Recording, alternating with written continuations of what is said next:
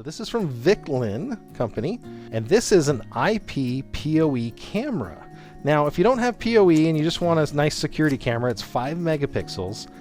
This one can work really, really well. I'm going to do a quick unbox here just to get it out, and then I'm going to show you this camera and what it can do here. So there's the camera. It has no standard night vision like you'd normally see, and I'll tell you why. This has got an f of 1. So f-stop of 1 on this little tiny lens, and it has a supplementary light. So when it gets dark, it doesn't use infrared. It uses real light, has one little tiny, almost flashlight style light, and it's enough with the Starlight night vision sensor from the Wyze company. That's becoming more available to other companies now. With the Starlight night vision on this, you're going to get color night vision out of this at night with no infrared. So I'm just going to show you real quick because I want to show you how this product works. I'm going to plug this into my tester into the port that's labeled. Hopefully you guys can see that. In. PoE test in. This camera's booted up. You can see the light there that just flickered.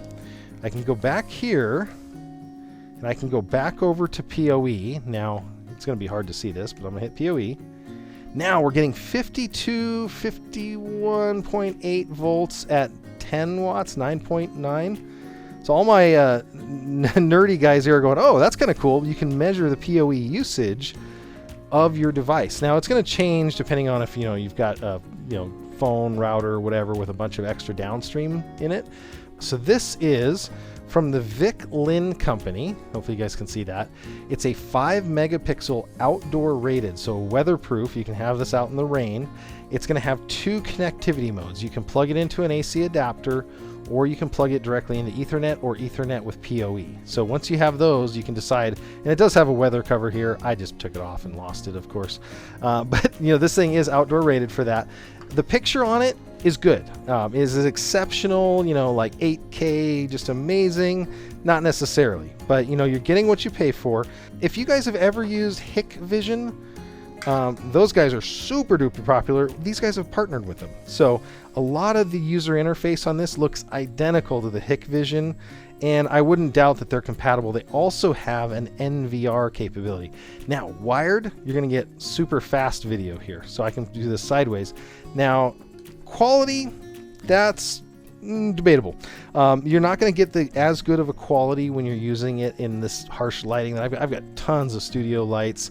It's going to have a hard problem with all the different types of light sources here. These things always make me look red, but you can see I can look around here. The frame rate is good. It is 20 frames a second and 5 megapixel, which is about 3072 by something. So again, decent look here. What's interesting about it is it has a microphone for audio, so you can listen. It does not have two-way audio. That is one thing I would say is the app has been a little bit limiting when you use this. So I think that this would be best through their NVRs. They have a bunch of NVRs, and when I went in the back end of the software, you can totally nerd out. That's the other cool thing. RTSP protocol and ONVIF supported right out of the box. So you can do that. It does have encryption built in, so we're just taking a look at it right now. You can put an SD card, I believe, up to a 256 gig. I'm going to go ahead and go to the back out mode here. I'm using my power screwdriver. You can see the camera's still on. And I'm going to see if it will take. Now, this is a waterproof cover on the bottom of the camera.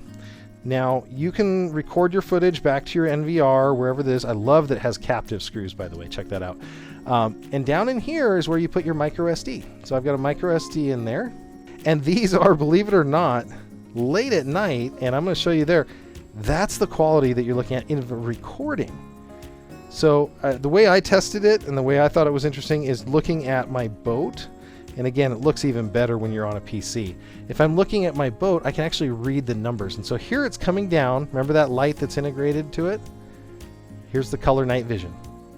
So I had lights coming from my garage that were lighting up, and now that light comes on inside of it, and it's lighting up the outside there. Now, this is how dark it is outside when I was showing you that video. Now, this is that light that you can see that it's casting onto my SUV out there. So I'm walking around here, and there's the little light. Now, this light stays on permanently. So that's another thing you'll have to think about is if this is what you're looking for. That light's on all the time. I kind of like that. I dig it. I dig having some sort of illumination. As you saw with the light on, I think the thing only drew about 10 watts even when it was starting up with the light. So, 10 watt light and a camera all in one with just a little bit of a security light. I love the idea of it, and the illumination, as you saw, very, very good from that Starlight night vision sensor that it has. So this thing is metal, which again, you don't see. You see some plastics coming more, but this is a metal frame, so it's going to handle the outdoor elements. It's going to handle a little bit of rough housing from people. And if you want to install it, super easy to install these. So you adjust with that ring, it loosens the pressure. You go ahead and then tighten it down. Now what's cool too is depending on how you install this, you can run the cable out the side, but if you want a super secure installation, you can go ahead and slide this through the wall, and now you've got this PoE camera with no exposed wiring for somebody to cut or mess with. They do include a drilling template and some thank you information. I can tell you I did have one small hiccup. When I started it up, it did not automatically get an IP address. It was set to DHCP off. So I had to punch in a manual IP. So again, these kind of products are not going to be for your normal consumer. I would say that they're prosumer designed products. So if you're able to do that and follow those instructions, you can get on there. Also, it does have the app. I was able to add it through the app on my phone afterwards.